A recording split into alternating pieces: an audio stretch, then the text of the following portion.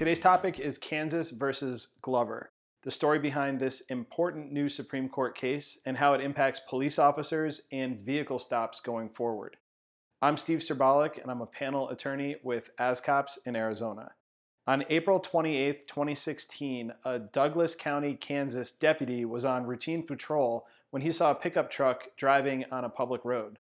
The deputy ran the license plate on the pickup truck, and the registration came back to Mr. Glover. Mr. Glover's driver's license was revoked, so the deputy pulled over the vehicle. Note that the deputy did not observe any traffic infractions and did not attempt to identify the driver of the pickup truck prior to initiating the stop. The driver was, in fact, Mr. Glover, but Mr. Glover challenged the stop, claiming that it was unconstitutional for the deputy to pull over the pickup truck based only upon the fact that the registered owner of the pickup truck had a revoked license.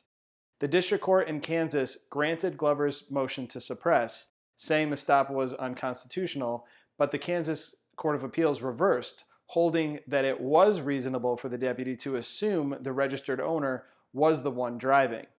The Kansas Supreme Court, however, reversed the Court of Appeals, holding that the deputy did not have reasonable suspicion for the stop because the deputy had not identified the driver prior to the stop. So the Kansas Supreme Court found that the officer was only operating on a hunch and reiterated that mere hunches are insufficient to provide reasonable suspicion and justify a traffic stop. The case was appealed to the United States Supreme Court, and on April 6, 2020, in an 8-1 decision, the U.S. Supreme Court reversed the Kansas Supreme Court. The U.S. Supreme Court held that it is generally reasonable for an officer to pull over a vehicle if the registered owner's license is suspended. Now, there are some important limits to this concept. Most importantly, if the suspicion provided by a hit on a revoked license is reduced by other factors known to the officer, then the traffic stop based only on the registered owner's information would likely not be reasonable. For example, reasonableness can go away if the officer gets a hit on a male registered owner, but the officer has already seen that the driver is a female.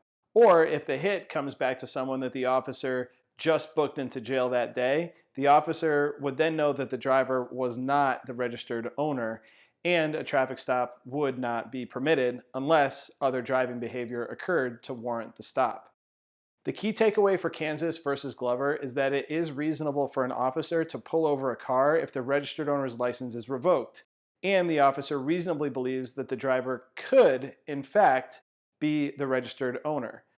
But if the standard reasonable assumption that the registered owner is the driver is no longer reasonable, the officer cannot initiate a stop on the basis of the registered owner information alone, as reasonable suspicion for police action is always based upon a totality of the circumstances because officers are expected to make decisions based upon the information that they know.